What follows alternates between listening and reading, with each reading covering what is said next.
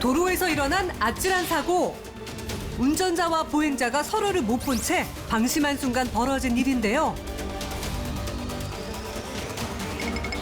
이 사고들의 공통점. 바로 보행자의 스마트폰 사용입니다. 아하. 일상 속 필수품 스마트폰. 하지만 자칫 큰 위험이 될 수도 있는데요. 항상 나를 보면서 지키는 다니잖아요. 안전한 보행, 지금 알아봅니다. 사람들이 스마트폰을 얼마나 보는지 거리로 나가 확인해봤습니다.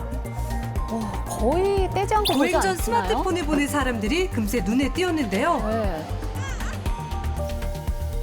신호가 바뀌자 사람들이 횡단보도를 건너기 시작하는데 어른 아이 할 것 없이 길을 건너는 동안에도 스마트폰에 집중하는 사람들. 맞아요.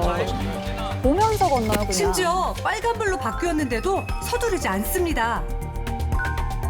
이런 보행자가 전체 15%나 된다고 하는데요. 아이고. 저기 안녕하세요. 안녕하세요. 네. 지금 왜 스마트폰 보시면서 이제 보행하신 거예요? 유튜브나 인스타 보거나 아니면 연락할 때 보면서 보행합니다. 음악을 고르는 경우도 있고 영상을 보면서 걷게 되는 것도 있는 것 같아요. 위험하다고 생각은 하는데 그래도 끊을 수 없는 핸드폰 중독인 것 같기도 해요. 궁금하단 말이에요. 그러다 보니 이런 보행자들을 스마트폰과 좀비의 합성어, 스몬비라고 부르기도 하는데요. 위험하죠. 맞아요. 앞으로 안 보니까. 실제 통계에 따르면 스마트폰 보급 이후 보행자 사고는 약 2배 가까이 늘어난 상황. 그렇다면 스몬비의 가장 큰 문제점은 뭘까요? 위험성을 직접 확인해보기 위해 간단한 실험을 해봤습니다. 먼저 장애물을 앞에 두고 스마트폰을 보고 걷는 실험. 멀리서는 보이던 장애물이 휴대폰 화면에 가려 보이지 않았습니다. 발에 걸리고 나서야 확인할 수 있었는데요. 자동차 역시 가까이 다가와야 인지 가능. 차와 사람 간의 거리는 불과 1.5m였습니다. 아이고. 휴대폰을 보며 보행하면 주변을 살피는 횟수도 약 15% 정도 떨어지는데요. 스마트폰 화면에 집중하게 되면은 시야가 실제 70% 이상 줄어들게 됩니다. 위험 인식은 현저히 떨어지게 되죠. 그래서 갑자기 위험물이 나타나는 순간에 반응 속도가 떨어져서 큰 사고로 이어질 수가 있습니다. 스마트폰을 보면서 주행하면 일반 보행자랑 1.6m가량 거리 차이가 나는데요. 이로 인해 큰 사고로 이어질 가능성이 높습니다. 그렇다면 스몬비 사고는 어떻게 예방해야 할까요?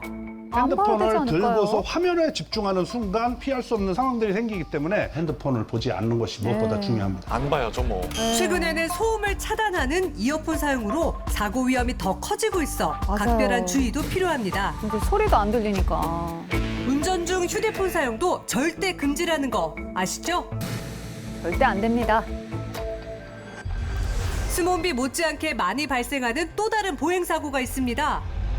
가로등 불빛이 희미한 어두운 길을 지나가는 차량. 방금 보셨나요? 뭐가 지나갔나요? 귀신 아니죠? 오른쪽 뭐가 화면에 희미한- 집중해 주세요. 어두운 길 끝 횡단보도에 서 있는 어이구. 사람 못 보이시나요? 봤어요. 아니 다리만 보여. 바로 무서워라. 야간 보행 사고인데요. 주행 중 시야에 갑작스럽게 나타난 보행자로 놀란 운전자들도 적지 않습니다. 검은색 옷을 입고 횡단보도를 건너가는 거예요. 그 가로등이 좀 없는 어두운 이런 데서는 식별이 안 됩니다. 그래요. 거의 잘 제가 안 보여요. 그 건너는 분 바로 한 50cm 앞에서 차를 급정을 했다니까요. 아유, 그렇다면 밝은 옷을 입으면 어두운 곳에서 잘 보일까요? 상대적으로 괜찮지 먼저 않을까요? 검은 옷을 입은 경우 차가 가까이 다가가도 잘 보이지 않는데요. 특히 상반신은 거의 안 보일 정도입니다. 그렇다면 흰색 옷은 어떨까요? 검은 옷보다 조금 더 보이긴 하지만 여전히 가까이 가야 보이는 상황. 이처럼 옷의 밝기에 따라 약간의 차이는 있지만 차가 속도를 낸다면 사고를 피하기는 어렵습니다.